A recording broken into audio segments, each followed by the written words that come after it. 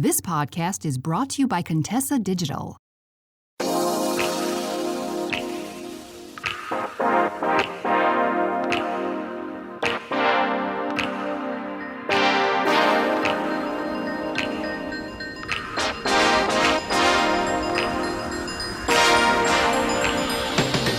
So if I had $1 for every dating mistake that I ever made in a relationship, I would probably be a millionaire by now.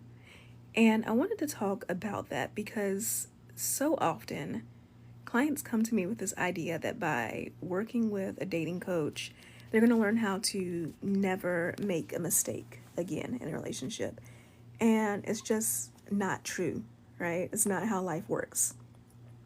At the same time, it is important that we learn how to learn from other people's mistakes so that we can reduce the number of mistakes that we make ourselves. And in that vein, I wanted to talk about the biggest mistakes that I made in dating when I was single and just some of the things that I learned from that. So if you're joining me, hi, my name is Keshia Rice. I am a dating coach and a hypnotherapist. I also host a podcast called Confidently Cherished that is all about dating and relationships. And I wanted to, come on and, be live on TikTok, but also record an episode of the podcast. So if you are interested in learning about the science, psychology about relationships and how to improve your relationships in order to, create better ones, then make sure you follow me. So one of the biggest mistakes that I made when I was single and when I was dating was not understanding that when you're on your growth journey and you're learning about yourself, learning about what it is that you need in a relationship, learning about how to be a good partner to someone else, you really have to balance that working on improving yourself and working on being part of a couple. Because too often we end up going too far on one side and not the other. So you have people who want to be in relationships, they want to have a partner, but they spend all of their self-development work on just themselves, making themselves better, improving themselves, becoming more independent, learning how to, achieve all of their goals, and that becomes their only focus. Meanwhile, you have other people who get in relationships and they are so invested in the relationship and making it better and having this partner that they end up losing themselves in the process. And that's not a good thing either. You never want to be in a situation where you become codependent. You never want to be in a situation where you lose your own identity. You never want to be in a situation where you are dependent on another person for your happiness. So you really have to learn how to balance that. You have to learn how to take the time, look at your flaws, look at the things about yourself that you want to be better, look at your goals and how you want to make your life better, and spend the time, put in the work, working on those things, putting aside time in your calendar for those things. Then at the same time, you also have to, when you're in a relationship, set aside time to be better as a couple, to improve your communication skills with each other, to really spend time getting to know each other's quirks, know each other's vulnerabilities, and not so that you can use those things against each other, but so that the two of you can work to make yourself stronger. And it really is about learning that balance. The other big mistake that I made when I was single was not centering myself enough. There's all this talk on social media now, on Instagram and TikTok, about women decentering men. And I kind of agree with it, but I think it really misses the point of the thing that we should focus on the most is centering ourselves. I always tell my clients that all love comes from self-love. So when you really work on getting to know yourself better, loving yourself better, understanding your boundaries, your standards, your deal breakers, and you work on filling your cup, then your love for other people flows out of that. So it's never a point of allowing other people to take advantage of you, because when you truly love yourself and you see that that's happening, you leave. You don't stay in relationships that don't serve you. But it's also a matter of when you truly love yourself, you can fully love other people without resentment, without feeling like you're constantly pouring into other people and either not getting anything in return or not getting as much as you're giving. So when you do that, you allow yourself to truly understand what it means to love yourself. And because you truly understand that, you know what it means to love others. The other big mistake that I made when I was single was oftentimes assuming the worst. We are all colored by the different experiences that we have in our life. In fact, as a hypnotherapist, I can tell you that most of what we believe about love, money, relationships, all of these core beliefs that we have, most of them are formed between the ages of birth and 7 years old. So to some extent, especially when we're talking about our subconscious, we can be in our 20s, 30s, 40s, and it's essentially our 7-year-old brain that is running the show. You can imagine that ends up posing us in a lot of ways, and it oftentimes colors how we react in relationships. If we didn't have the best relationship with our parents, then we go into this world, assuming that people will abandon us or neglect us, or they will, just not treat us right because of issues that we had when we were growing up. So, I can think of one example for me is that when I was younger, my dad worked a lot. He worked very hard to provide his family with, the best that he could, because he grew up in a poor environment. He didn't want that for his kids. And because of that, he was often tired when he got off from work. So he would get off, I would want to play with him, spend time with him. And he would say that he was tired and, not now. And if I got upset about it, he would, try to make up for it by buying a gift. So, that's really something simple, something that doesn't seem so harmful. But later on, when I got in relationships, if I was with someone who was very prone to giving gifts, like that was just their love language and they didn't necessarily mean anything bad about it, I assumed ill intent. I assumed that it was just a way of saying that they didn't want to spend time with me and this was just supposed to make me be quiet and, go on and not bother them.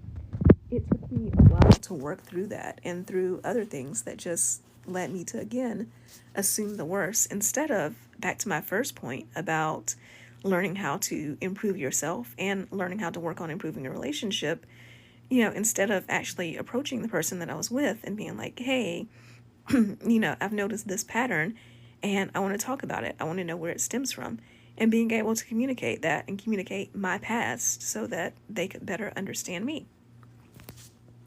The fourth mistake that I made often when I was single was I worked so hard to be understood and I didn't spend as much time on understanding. Oftentimes if we come from situations where we were people pleasers and because of that, maybe we got taken advantage of, or we were in home environments that were chaotic and we felt like we couldn't speak up for ourselves or defend ourselves, then it leads us to being in situations where we fight really, really hard to be heard and understood.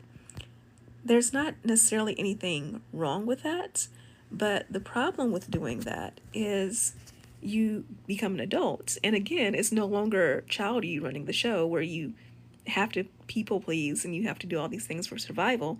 Now you're an adult and you can take care of yourself, but you still feel like it's so important that you're understood, and you keep fighting for that to the point where it becomes all about you in the relationship and not about trying to understand the other person as well, because relationships are meant to be reciprocal. So yes, it's important to be with someone who understands you, who works hard to understand you, and who is really concerned and cares about making you feel loved and heard and seen. At the same time, it's important that you do that for the person as well. And then the final thing that was a big mistake that I made when I was single, before, I really learned how to have a healthy relationship, was, I didn't learn how to separate fantasy from reality. I didn't learn how to not give in to putting someone on a pedestal and fantasizing potential in what could be instead of what is. So for me, that meant that, sometimes you meet someone, and of course, in the beginning, everything seems perfect, because when you meet a person, you don't really meet the person, right? You meet their ambassador. You meet the person that they want you to see. You meet the version of them that is always on their best behavior. And it's not going to be until you get like maybe 3 months into a relationship that you're really going to start to get to know a person for who they are. So, I would meet someone in the beginning, and because they put on, their best behavior and everything, I would start fantasizing about what life would be like with that person, with the idealized version of themselves. And then when you get to the point where you're meeting the real person, right? It led me to have less grace for that real person. So it led me to not have as much patience when, they decided to actually be human, when they made mistakes. And I'm not talking about, letting people walk all over you with bad behavior. I am talking about when you meet someone who is genuinely a good person, but at the same time, they're also human and they sometimes make mistakes. I didn't have the patience at the time, honestly, to communicate, to give them grace, to give them second chances. It was like the first time a person fell off from that pedestal, the first time they did something that was not perfect, I was out of there. I was just ready to leave. And, not only was that not great for that person, like it was unfair to them, but at the same time, I was breaking my own heart, because what I was doing was building up this person in my head, not understanding that just like I'm not perfect, this person isn't perfect. And then because I built up the perfect version of them in my head, I would get disappointed, be upset, be like, why is this person all of a sudden turning on a dime? Why did they suddenly change? Not realizing that it wasn't always a matter of they changed. But again, I was with them long enough to see the human side of them. So I would get in these situations and then I would immediately leave, even when this was someone who was a perfectly good partner, someone that I was compatible with. But again, I allowed myself to break my own heart.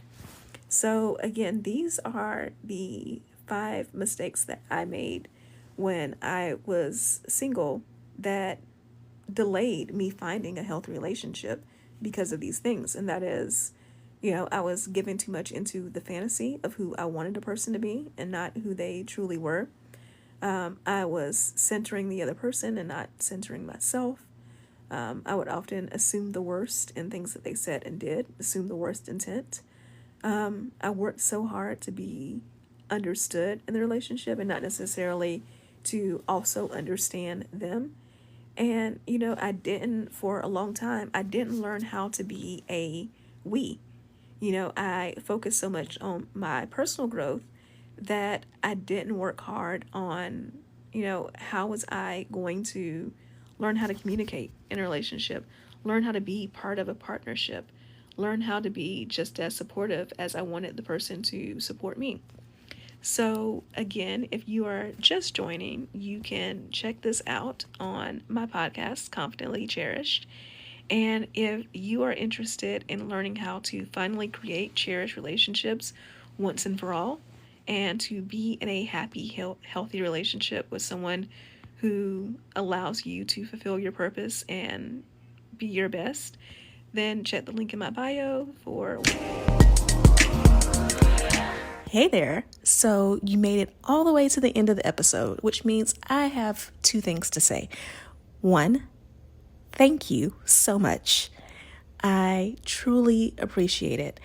And 2, you like me. You really like me.